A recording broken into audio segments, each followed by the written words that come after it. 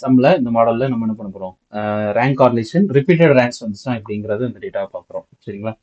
So X data கொடுத்துருக்காங்க, இது rank கிடையாது, டேட்டா. சரிங்களா? ஸோ அதுக்கு ரேங்க் நம்ம தான் கண்டுபிடிக்கணும். சரிங்களா? இதெல்லாம் டேட்டாஸ். சரிங்களா? டேட்டா மட்டும் தான் கொடுத்துருக்காங்க, ரேங்க் இல்லை. அதே மாதிரி ஒய்க்கும் எனக்கு வரிசையாக டேட்டாஸ் கொடுத்துருக்காங்க. சரிங்களா? ஸோ என்ன பண்ணுவோம், ஆஸ் யூஷுவல் நம்ம அந்த டேட்டாஸ் எழுதுவோம் இல்லையா? ஸோ அது மாதிரி எனக்கு எக்ஸ் அண்ட் ஒய்க்கு டேட்டாஸ் எழுதிட்டோம். ஓகேவா? எக்ஸோட டேட்டாஸ் எல்லாம் வரிசை எழுதிட்டோம், அண்ட் ஒய்யோட டேட்டாஸும் வரிசை எழுதிட்டோம். சரிங்களா? என்ன பண்ணணும், இப்போ நம்ம தான் ரேங்க் கொடுக்கணும். சரிங்களா? இருக்கிறதுலே ஹையஸ்ட் வேல்யூ வந்து 80, ஃபர்ஸ்ட் 8 எக்ஸ்ல மட்டும். கரெக்டா?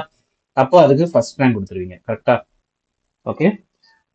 அப்போ நெக்ஸ்ட் செகண்ட் ரேங்க் கொடுக்கணும். செகண்ட் ரேங்க் பார்த்தீங்கன்னா 75. 75 பாருங்க, ரெண்டு பேர் இருக்காங்க. ஓகே, ரெண்டு டேட்டா இந்த 75 இருக்கு. இப்போ தான் நம்ம அந்த ஃபார்முலாஸ் யூஸ் பண்ணணும். சரிங்களா? எப்படின்னு பாருங்க, இங்க வரும் 75 ரிப்பீட்டட் ட்வைஸ். சரிங்களா? அப்போ இந்த சிஎஃப் எப்படி கால்குலேட் பண்றாங்க வரும், சிஎஃப் உள்ள ஆட் பண்ணணும். நம்ம இங்க ரேங்க் எப்படி கால்குலேட் பண்ணோம்னா, இப்போ ஃபர்ஸ்ட் ரேங்க் கொடுத்தாச்சு அப்படிதானே, இப்போ செகண்டும் தேர்டும், ஏன்னா 75 ரெண்டு இடத்துல இருந்துச்சுன்னா ரெண்டு பிளேஸ் நம்ம பார்க்கணும் இல்லையா? அப்போ அப்படி பார்த்தா இந்த செகண்டும் தேர்டும். சரிங்களா? அப்போ அதுக்கானது என்ன இப்போ எம்எஸ் கொல் 2 ரெண்டு வாட்டி ரிப்பீட் ஆயிருக்கா, அதனால எனக்கு எம்எஸ் கொல் 2ன்னு வச்சுக்கணும். சரியா? அப்போ 2 இன்ட்டு 2 ஸ்கொயர் மைனஸ் 1/12. இப்போ இதுக்கு வந்து ஹாஃப்னு வந்திருக்கா. சரியா? இந்த ஹாஃபை நம்ம என்ன பண்ணணும்னா இந்த ஃபர்ஸ்ட் இருக்க 2 கூட ஆட் பண்ணிக்கணும்.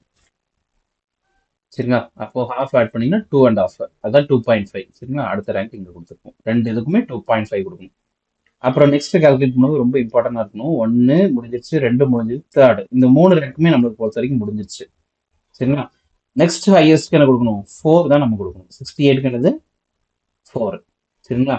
அதே மாதிரி நெக்ஸ்ட் 5. 5 பாருங்க, 5 பார்க்கும்போது இங்க பாருங்க 64 2 டைம்ஸ் ரிப்பீட் ஆயிடுச்சா. அப்ப அதே மாதிரி என்ன பண்ணணும், 3 தடவை. எஸ், வெரி குட், 3 தடவை ஆயிடுச்சு. அப்ப என்ன பண்ணும், 5 6 7. சரிங்களா? என்ன பண்ணுங்க, இதுக்கு இந்த ஃபார்முலா போட இன்னொன்று எப்படி பண்ணிக்கலாம்னா, மூணுத்தையும் ஆட் பண்ணிக்கோங்க. 5 6 7 மூணுத்தையும் ஆட் பண்ணி 3ஆல் டிவைட் பண்ணிக்கலாம். சரிங்களா? சப்போஸ் ரெண்டு வாட்டி ரிப்பீட் ஆயிடுச்சுன்னா என்னது 2.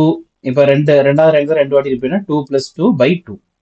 சரிங்களா? ரிப்பீட்டட் டைம்ஸ் கீழே போட்டுருங்க.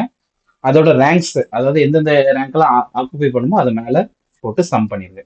சரிங்களா? இப்போ இதெல்லாம் போட்டு ஆட் பண்ணி பார்த்தீங்கன்னா எனக்கு உங்களுக்கு 6 தான் வரும். ஸோ அதனால என்ன பண்ணுங்க, 6 ரெண்டு வாட்டி, சாரி 3 வாட்டி ரிப்பீட் பண்ணிப்பாங்க. சரிங்களா? அப்போ 5 6 7 முடிஞ்சிருச்சு. நெக்ஸ்ட் ரேங்க் எனது 8 கொடுக்கணும். சரிங்களா? அப்போ என்னது 55க்கு 8, 50க்கு வந்து 9. சரிங்களா? லாஸ்ட் டிடம் 40க்கு 10. இதே மாதிரி நம்ம ஒய்யோட டேட்டாஸ்க்கும் நம்ம ரேங்க் கொடுத்துருக்கோம். சரிங்களா? ஒய் வந்து தேர்டு ஃபோர்த் மட்டும் ரிப்பீட் ஆயிருக்கும்னு நினைக்கிறேன். சரிங்களா? இங்க பாத்தீங்கன்னா 68, இங்க 68, மற்ற எந்த ரிப்பீட்டேஷன்ஸ் இல்லை. அதனால இது 3 + 4/2 மட்டும் பண்ணியிருக்கோம். அந்த ரேங்க்ஸை மட்டும் நம்ம இங்க போட்டிருக்கோம். சரிங்களா? இப்போ ஆஸ் யூஷுவல், இப்போ நார்மல் டிஐ மட்டும் கண்டுபிடிக்கணும். Y i minus, sorry x i minus y i.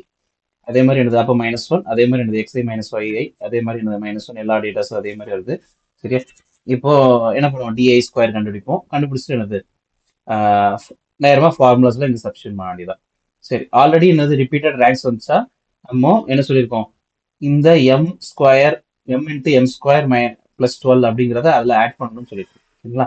அப்போ 3 டேர்ம்ஸ் ரிப்பீட் ஆயிருக்கும். ஒன்று வந்து 75, இன்னொன்று 64, இன்னொன்று ஒய் சீரிஸ்ல உள்ள 68. சரிங்களா? இதுக்கான சிஎஃப், அதாவது சிஎஃப்னா அந்த டேர்மை தான் சிஎஃப்னு சொல்றாங்க. சரிங்களா? அந்த ஒரு டேர்மையும் அந்த CF1 CF2ன்னு சொல்றாங்க. சரிங்களா? CF1 CF2 CF3 கால்குலேட் பண்றோம். ஸோ எனக்கு இந்த 75 2 டைம்ஸ் ரிப்பீட் ஆயிருக்கு.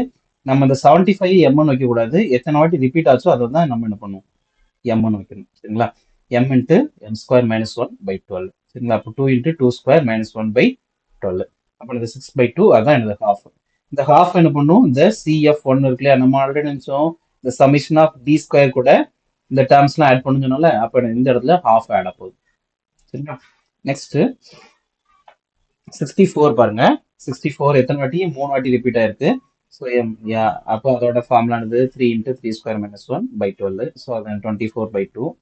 இதானது அது 2. அப்போ இந்த CF 2ஓட வேல்யூ 2.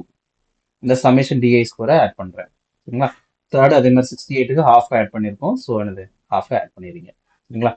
ஸோ அப்போ நார்மல் ஃபார்முலா என்ன சொல்லுவோம், 1 - 6 into summation of d square by n into n square -1. இதான் நார்மல் ஃபார்முலா. கரெக்டா? இப்போ இது கூட இந்த டிஐ ஸ்கொயரை எல்லா சிஎஃப்ஐயும் ஆட் பண்ணிட்டோம். சரிங்களா?